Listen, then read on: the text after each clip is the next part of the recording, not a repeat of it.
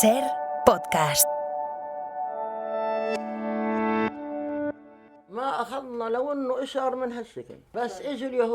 No llevábamos nada con nosotros, ni siquiera un trapo. Cuando llegaron los judíos se apoderaron de toda la zona norte. Entraron en nuestro pueblo en vehículos todoterreno. Se dirigieron al pueblo diciéndoles que estaban registrando los nombres de todos para proporcionarles ayuda. Luego los reunieron en un gran terreno, se llevaron a los hombres en camiones y dejaron a los ancianos, las mujeres y los niños. Después de llevarse a los hombres, volvieron para sacarnos a todos. Y salimos como estábamos, pensando que nos estaban dando ayuda. Así que salimos sin coger nada de nuestras casas, ni siquiera un trapo.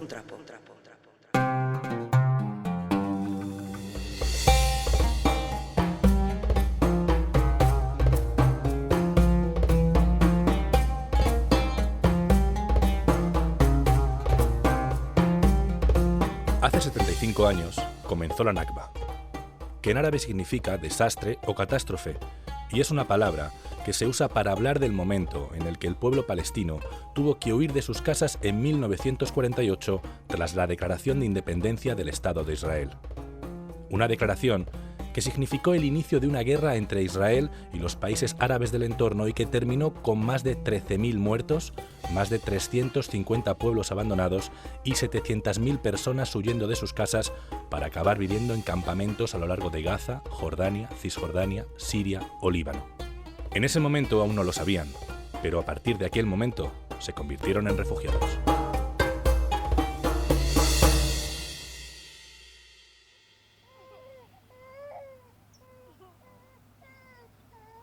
Quienes vivieron aquello no son personas anónimas, desconocidas o cuya historia se haya perdido en el tiempo, no. Cuando comenzó el conflicto israelí, hay muchos que vivieron esos días, que no han olvidado cómo les obligaron a huir de sus casas, cómo fue el recorrido desde que dejaron sus hogares y llegaron a un campamento de refugiados. Desde los valles de Jordania a las extensiones de Siria, la historia de los refugiados palestinos nos lleva esta temporada hasta Líbano. La vida es miserable aquí, especialmente en nuestro campamento. No hay oportunidades de trabajo ni para las mujeres ni para los hombres. El oficial de servicios del campo puede decir que no hay nada. Este calentador necesita Masud, gas, que vale 1 millón de liras libanesas cada día.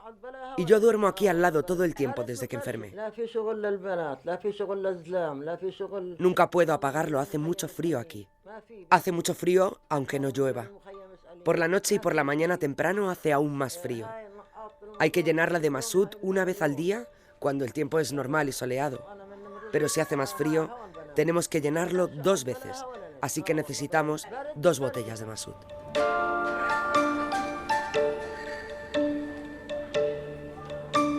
A quien escuchamos es a Nemé, una mujer de 82 años y que vive en el campamento de refugiados de Wabel, en el valle de la Bekaa, al noreste del país, muy cerca de la frontera con Siria. Está junto a la milenaria ciudad de Baalbek, que ya fue un importante centro de paso entre Damasco y el Mediterráneo en tiempos de Alejandro Magno y sobre todo durante el Imperio Romano, tiempo en el cual se construyó su imponente templo a Baco que aún hoy se puede visitar.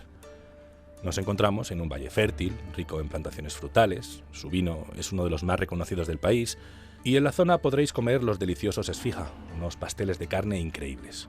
El valle también es uno de los principales bastiones de Hezbolá, por cierto. Pues bien, en ese contexto, entre viñedos y templos romanos, viven cerca de 8.000 refugiados palestinos como Nemé, en lo que originalmente era un asentamiento del ejército francés que a partir de 1948 se convirtió en el lugar de refugio para personas como ella. Inshallah. Un viaje a Palestina en Líbano. Episodio 1. Nakba. ¿Cómo te conviertes en un refugiado?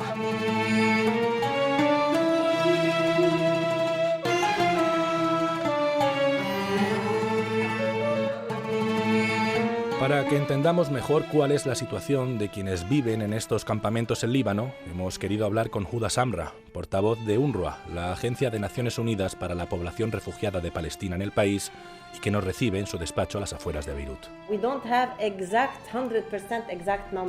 No tenemos números 100% exactos.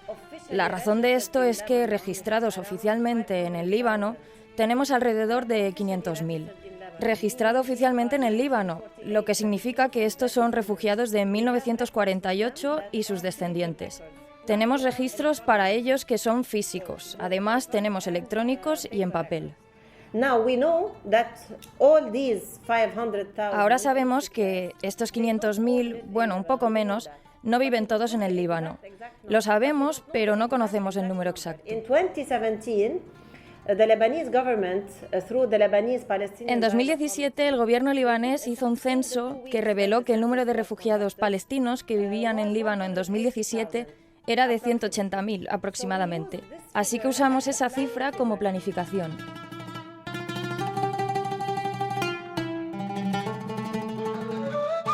Un baile de cifras que contrasta con la pura realidad. Los campamentos donde viven cientos de miles de personas son espacios insalubres, normalmente con una densidad de población altísima y sin acceso a servicios básicos. En el Líbano hay 12 campos de refugiados. 2 en el norte, tenemos otro en el Valle de la Bekaa, 1 en Beirut, 2 en Saida y 3 en Sur, en Tiro. Cada campo tiene sus propias características. Hay campamentos que están muy concurridos, como Ain el Aywe, como Busbarajne, con una densidad de población muy alta, y los hay menos concurridos y tal vez un poco más ecológicos, como Rashdie. El campamento Wabel de la Bekaa es un poco más espacioso. Tiene algunas áreas verdes aquí y allá, no muchas, pero un poco más que los campamentos de Beirut. Los campos en Beirut son más densos. Incluso en los campamentos de Beirut hay diferencias, pero la característica común es que las condiciones de vida son deficientes. Están por debajo del estándar de vida. Hay refugios o viviendas que necesitan rehabilitación. En muchos lugares hay pobreza extrema. Hay callejones muy estrechos. Si visitas un campamento, tienes que caminar por callejones muy angostos. A veces no tienes ventilación, a veces no tienes ni luz natural. Incluso de día necesitas encender la luz para ver el interior de las casas y no tienen la ventilación adecuada, por lo que puedes oler la humedad. El rasgo común, como dije, es el hacinamiento, la pobreza extrema y las malas condiciones de vida y las deficientes infraestructuras. UNRWA está haciendo todo lo posible para mejorar estas infraestructuras y hacer un sistema de alcantarillado adecuado, recolección de basura, suministro de agua, pero las necesidades son enormes. Unas condiciones de vida que hacen que cualquiera desee marcharse, buscar otras oportunidades, un futuro mejor para los más pequeños, pero ser refugiado en Líbano hace que sea imposible imaginar que la situación cambie. Los palestinos en el Líbano viven en unas condiciones muy especiales. ¿Por qué? Porque ellos, según dicen, sienten que están atascados. Están varados en el Líbano. Dicen: estamos atrapados aquí, no podemos volver a Palestina, lo sabemos, no podemos integrarnos en el Líbano. Sabemos que UNRWA no puede brindarnos una vida digna. No podemos mantenernos a nosotros mismos porque no podemos trabajar, porque somos pobres, porque vivimos en condiciones deficientes. Queremos emigrar, pero no nos dan visa. Queremos tomar un bote e ir al mar y morimos en el mar. Así que imagínate cuando te cuento esta historia. Imagina el sentimiento de alguien que está atrapado en un lugar, incapaz de moverse, regresar, vivir, mantener a su familia. Y ¿sabes? La guinda del pastel es esta crisis socioeconómica actual por la que estamos pasando.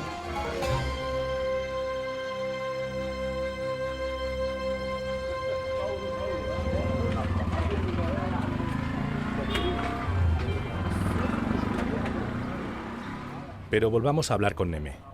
Nos recibe en su pequeña casa junto a una caldera de gasolina que a duras penas calienta las húmedas y frías paredes del salón. Una caldera de gasolina que cuesta $25 diarios mantener encendida en una región donde el salario medio es de $157.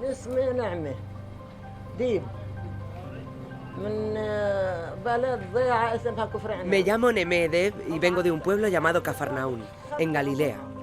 Tengo 82 años. Dejé Palestina en 1948. Entonces tenía 7 años.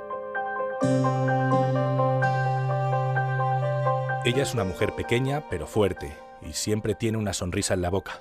Nos atiende junto a sus hijos, que escuchan la historia de su vida con la admiración de quien la escucha por primera vez. Esta es la historia de una niña que tuvo que dejar su casa, abandonar su país, para irse más de 300 kilómetros al norte hasta el valle libanés de la Bekaa.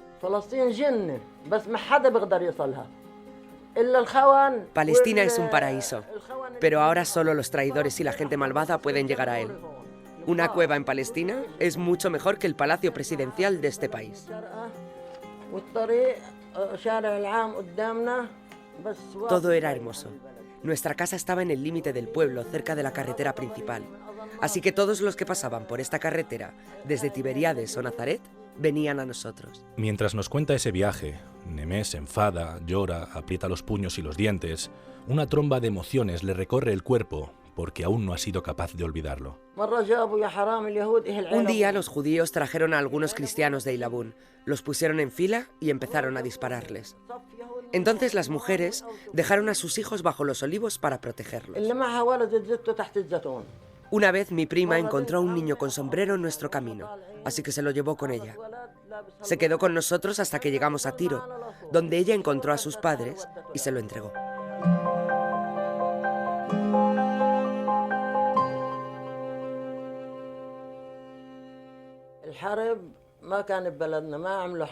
La guerra no estalló en nuestro pueblo, pero cuando había guerra en Safed, muchos de nuestros hombres acudían en su ayuda para luchar con ellos.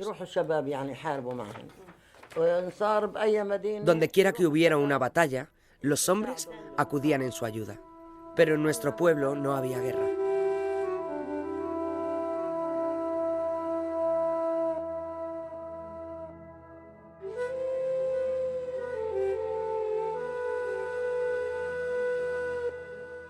Solo hay un momento en el que la sonrisa vuelve a su rostro, cuando recuerda su antigua casa y algo muy especial, un árbol.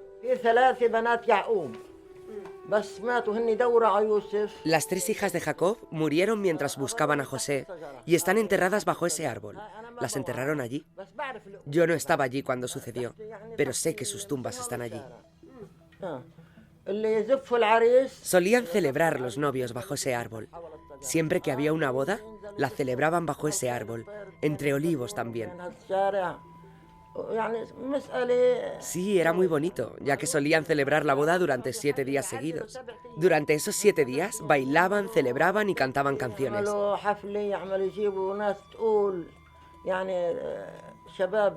Solíamos decir esto cuando nos visitaban invitados.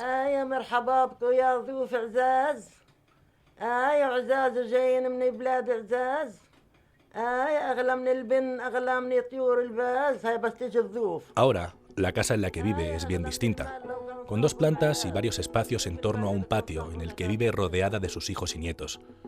Y aunque el día que la conocemos hace sol, los inviernos en Wavell son muy duros y para una mujer de su edad todavía es peor. Cuando me puse enferma aquí en este sofá sentí que no podía respirar. Entonces vino nuestra pariente, le abrí la puerta, pero no pude decir nada. Llamó a mi nuera, que corrió rápidamente y vino a verme. Estaba muy cansada, así que me llevaron al médico, que me examinó. Me dijo que tenía 2 arterias obstruidas y que una de ellas sangraba. Mi músculo cardíaco también estaba muy débil y nos lo mostró en la pantalla. Me dijo que yo había sufrido 3 infartos en una noche. Me reí sin poder creer cómo había sucedido eso y yo seguía viva.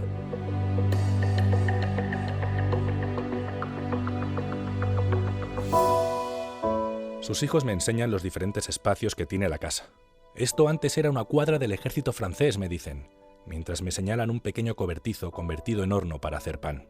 el espacio dedicado a los animales de trabajo en el campo convertido en casa. Nos han acogido para aprovecharse. Nos acogieron para aprovecharse porque había que renovar muchas casas y los palestinos las habían renovado todas cuando llegaron. Los palestinos viajaban y trabajaban mucho cuando vivían en el extranjero. Luego regresaron, depositaron su dinero en bancos libaneses y los bancos se han apoderado del dinero de todos.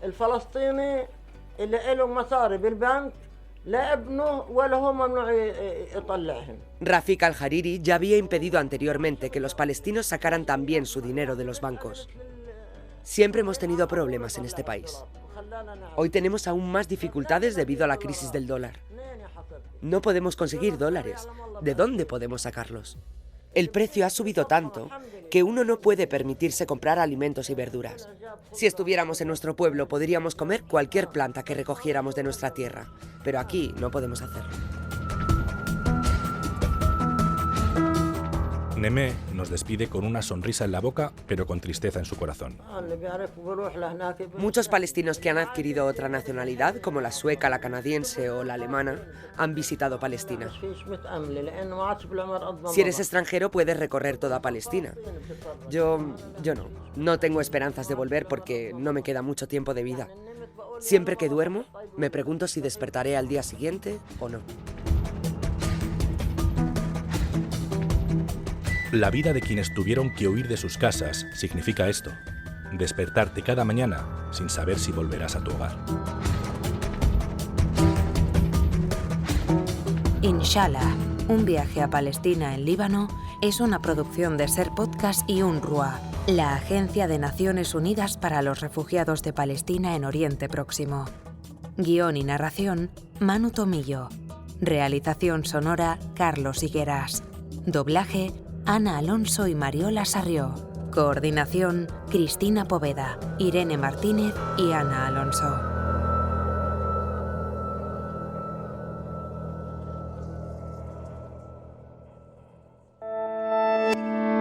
Cadena Ser. La radio.